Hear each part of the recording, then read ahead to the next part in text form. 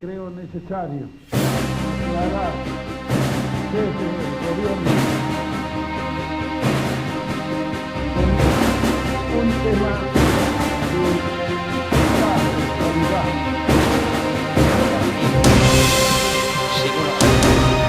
Que las continuas agresiones de aquel país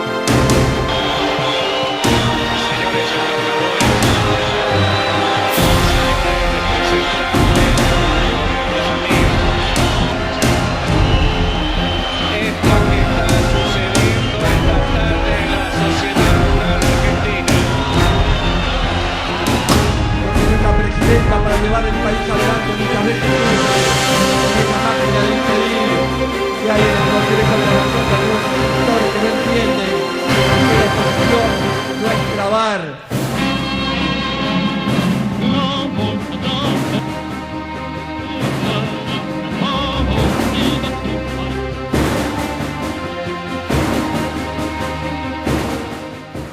Entre 1806 y 1810 se dieron fundamentalmente en el Río de la Plata algunos sucesos que fueron determinantes para lo que hoy conocemos como la Argentina. Y en ese momento ese nombre era algo medio extraño.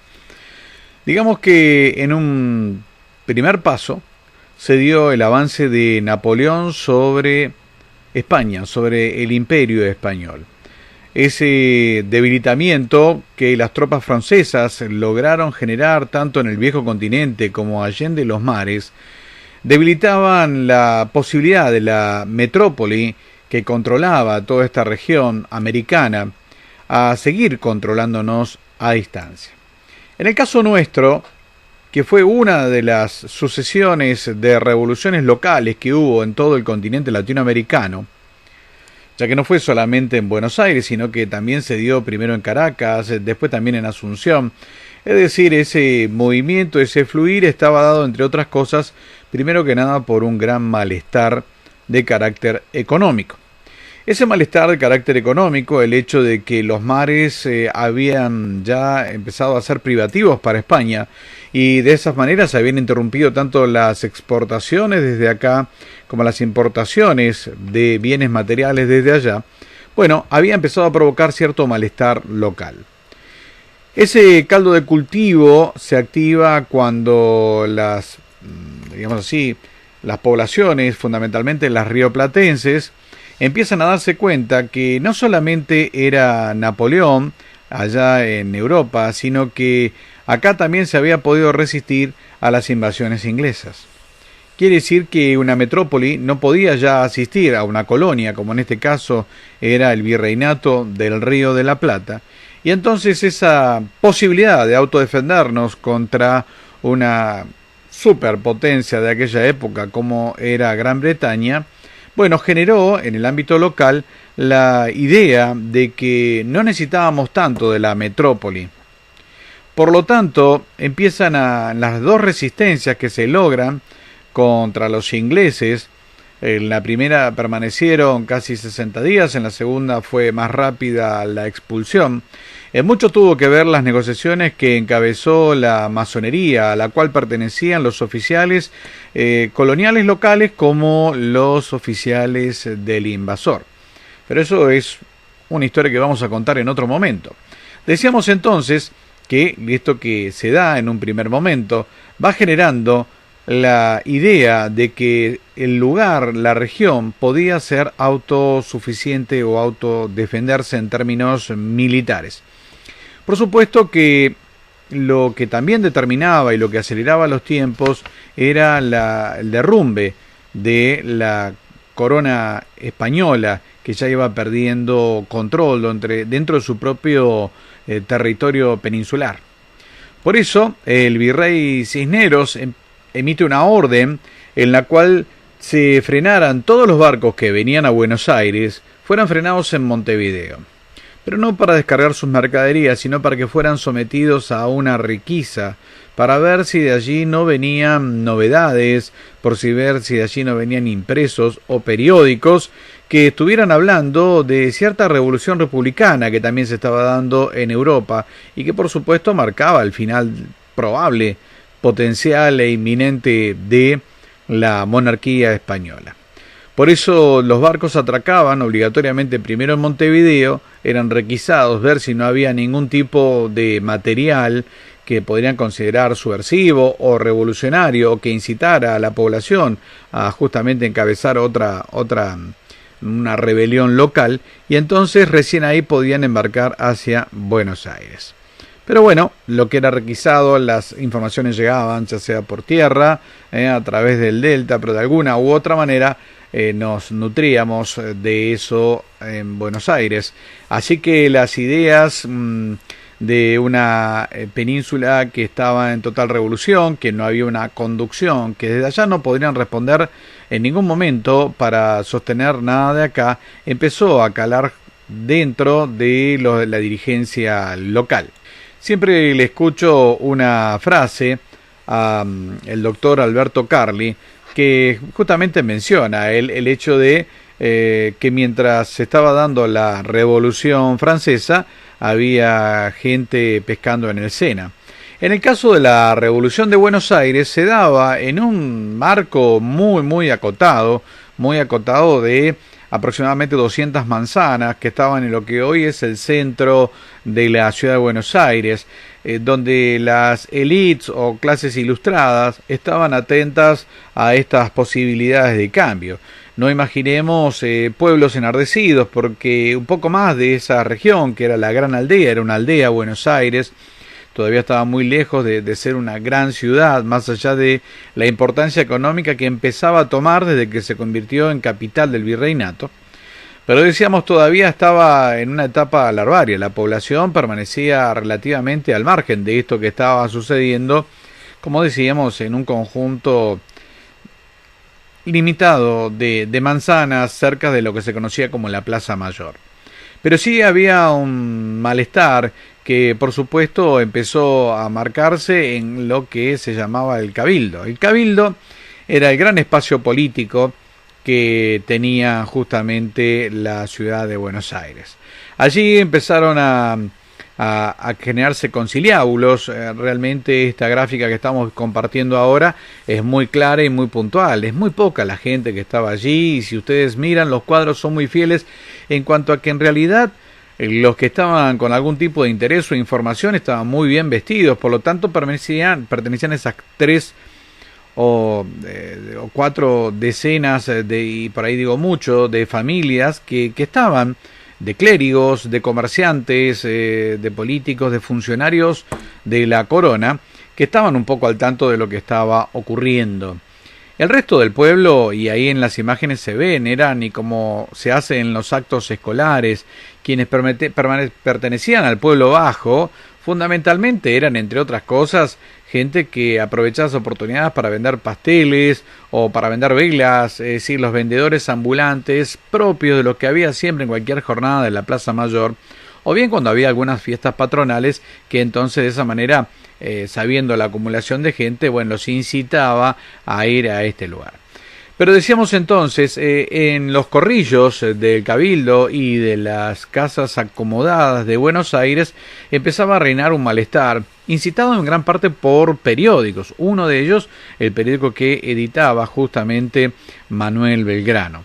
Manuel Belgrano era un funcionario también, alguien muy acomodado, pero ya había empezado fruto como representante de temas comerciales locales. Notaban ese bloqueo que había, donde la corona digitaba desde allá, desde la península, quiénes eran los que estaban habilitados a exportar o no. Y una exportación que primero tenía que pasar por lo que hoy conocemos como España, y recién de ahí ir a otros mercados. Esto generaba un encarecimiento de costos, pero también una intermediación que iba en detrimento de los locales. Por eso había un malestar de gente que no necesariamente era independentista, de que no necesariamente estaba en contra de España, pero que esta necesidad de tener siempre uno delante de ellos dentro de esa cadena comercial le generaba bastante molestia. El hecho de que aunque fueran parte del imperio, pero que nunca fueran considerados los locales, los criollos, como ciudadanos de primera, en algo que fue una de las grandes fallas del imperio español. Decíamos entonces, justamente ese malestar fue reinando y los conciliábulos del Cabildo fueron generando un gran problema. Ya en marzo de 1810, las noticias de la invasión napoleónica a España, donde ya deliberadamente, a pesar de la feria censura de los realistas, ya se conoce que no había rey para mandar, que por lo tanto estaban como en una especie de autocefalía, es decir, estaban dependiendo de sus propias decisiones.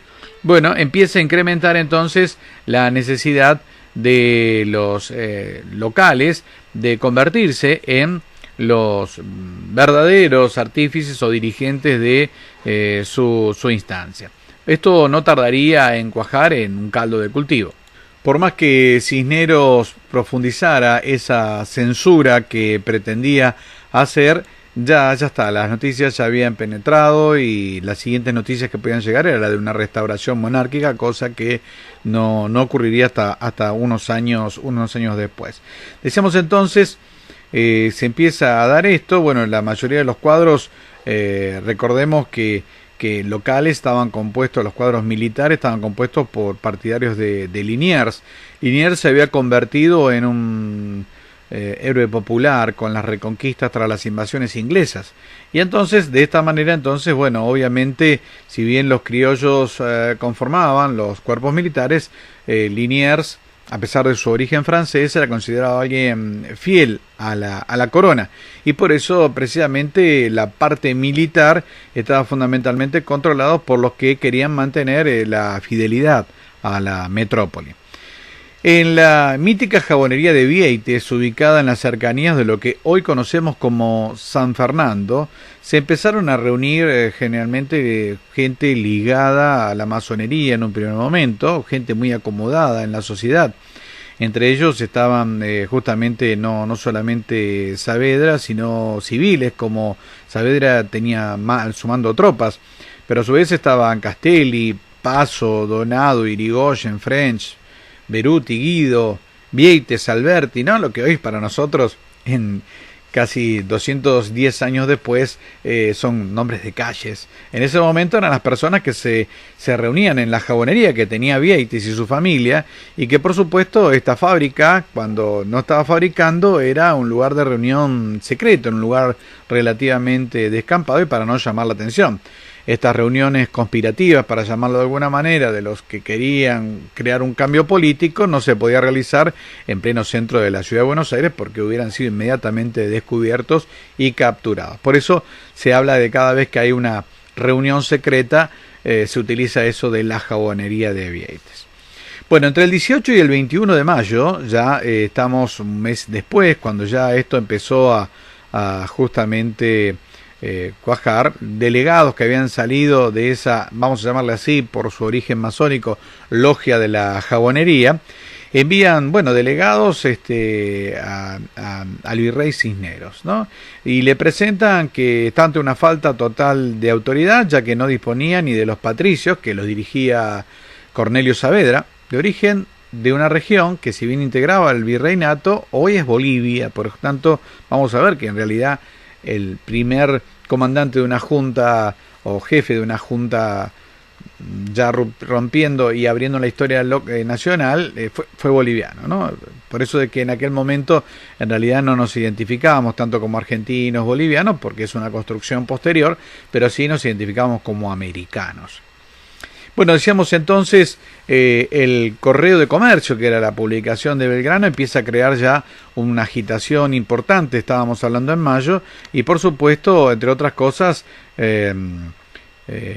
digamos así, Cisneros se ve atosigado y tiene que entonces llamar a un cabildo, no le queda otra, pero por supuesto Cisneros intenta elegir, ¿sí?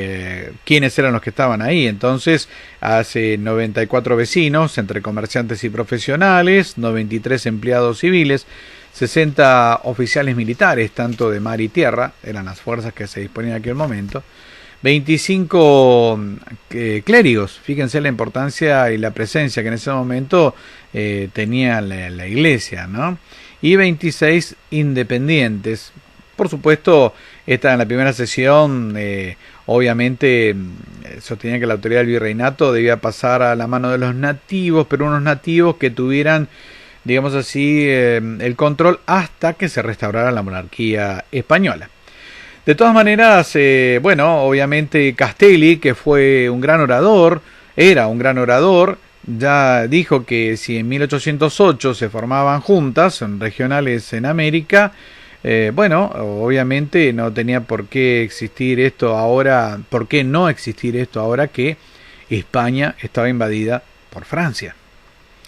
Los prohispanos sostenían que si lo que se quería lograr era una independencia del virreinato, bueno, también debían presentarse entonces delegados del interior, o sea, para demorar un poco los términos, los, digamos así, los promonárquicos planteaban cuestiones nacionales, que no estaba mal plantearlo, pero lo hacían con un claro criterio de demorar las cosas.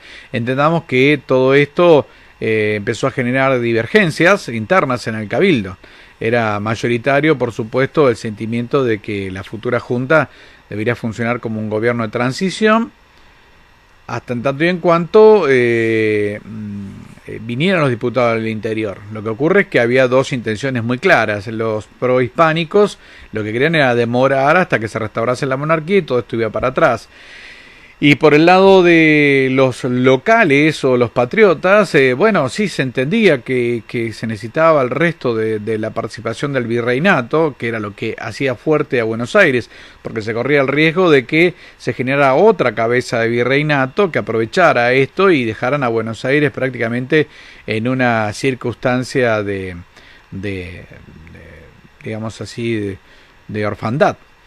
Pero obviamente cuando estaban todas estas intenciones para un lado y el otro, ya en el Cabildo, que se reunía todos los días desde el 20 de mayo en adelante, el día 22, French y Beruti se movieron agitando la pasión popular. Acá es donde empieza a aparecer un poco el pueblo, empieza a sentirse involucrado, activaba justamente la participación de la juventud de los vecinos, que por ahí no habían visto España nunca, eran hijos por ahí de españoles, pero no eran españoles y sabían que su destino, como nacidos en una colonia, iba a ser bastante más limitado que sus pares etarios que nacieran en Europa.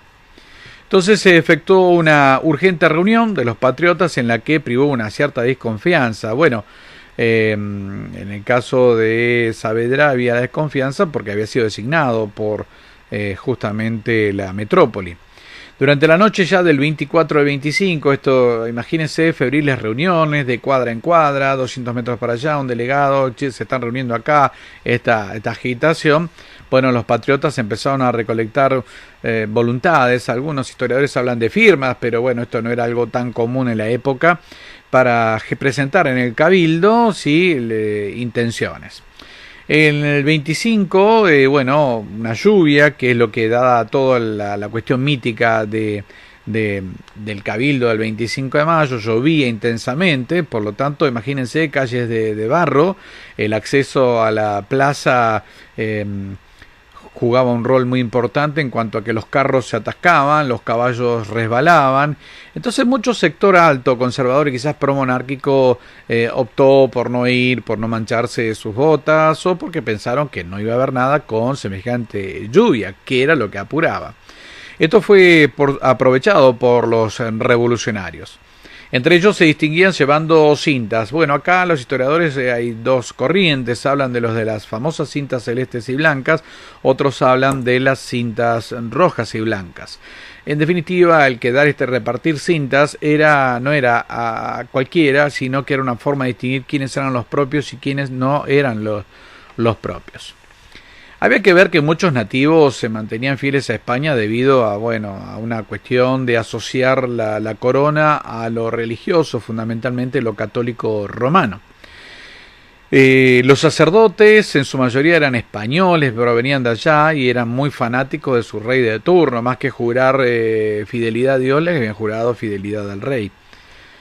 Y la palabra, criollo o patriota comenzó a tener para los españoles una resignificación que le implicaba ser bárbaros, revoltosos, malnacidos.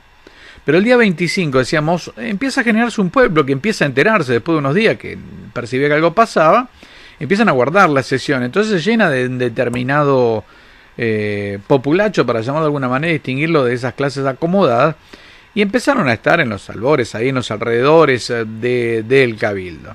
Bueno, tras las deliberaciones de Mansilla y Tomás de Anchorena, y el escribano del Cabildo le solicitan la renuncia al virrey Cisneros.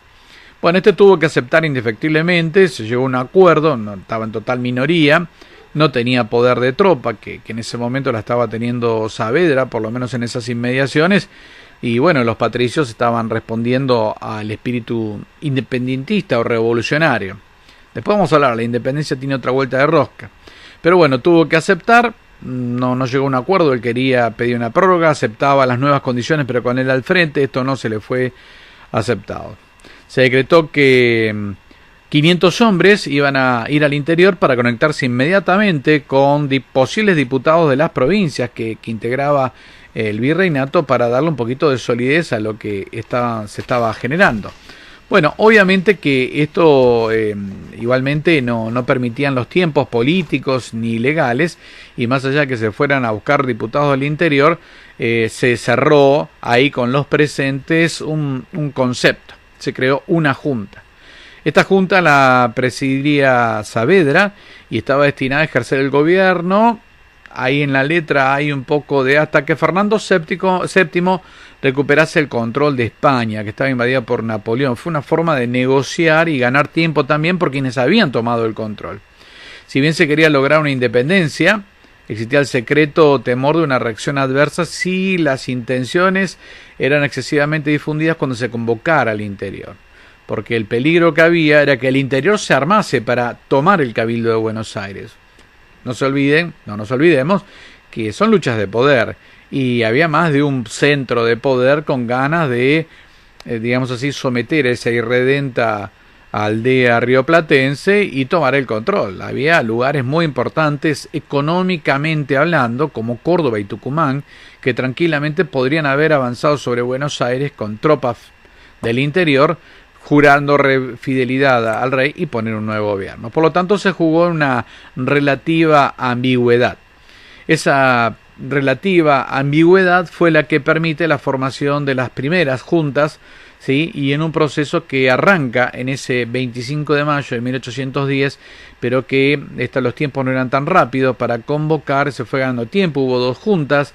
¿Sí? Después Moreno incluso sale a buscar reconocimiento exterior, fundamentalmente de Gran Bretaña, conectado Mariano Moreno por la masonería, pero muere misteriosamente en alta mar. Lo que se necesitaba era el reconocimiento de país independiente, de nación independiente, de alguna otra potencia, con dos motivos: para poder empezar a negociar y generar recursos con una potencia que no fuera la española, y por el otro lado, para poder prepararse si algo ocurría en España, como después ocurriría, ese intento de restauración monárquica. Bueno, había que ganar tiempo, y en ese ganar tiempo había que restaurar algún comercio exterior que les permitiera comprar armas, vender básicamente lo que vendía Argentina, que fundamentalmente eran cueros, ¿sí? Y comprar armas. Y de esa forma entonces empezar a crear ya lo que se preparaba, porque iba a venir una fase de contraataque de los españoles, que podía venir tanto allende los mares, como podría venir desde atrás, como después ocurrió, vamos a ver en las guerras de la independencia, provenir de otro virreinato muy fuerte, que tenía muchas cuentas pendientes con Buenos Aires, porque era el más importante hasta que Buenos Aires fue virreinato, y nos referimos a Lima. Este va a ser lo que evolucionó después hacia 1816, 1817 en adelante, cuando es San Martín, quien va a venir recién en 1812 a la Argentina, 2 años después de la Revolución, y entonces dice: España no está en condiciones de enviar tropas para reconquistar, pero conserva puntos muy fuertes, y la lucha de la independencia contra el Imperio Español, que es europeo, se va a dar en América, porque todavía conservaba en América muchos espacios que consideraba propios. Así que así comienza la Revolución de Mayo, ¿sí? Un proceso que no es tan claro como podemos estudiarlo hoy en día, donde una mañana se levantaron y dijeron, bueno, seamos independientes. Obviamente esas son historias que se cuentan a nivel escolar para facilitar un poco la historia. Había palabras que no existían, como por ejemplo la palabra argentino, argentinidad, así que hay que pensarlo en que había muchos que incluso, vamos a ver después lo que va a ocurrir con Belgrano, ni siquiera tenían el concepto de la propia bandera y muchos se consideraban españoles de América. Por lo tanto, las naciones se van conformando de a poco, se van reescribiendo, porque la historia es nuestra. Creo necesario aclarar desde el gobierno un tema de actualidad.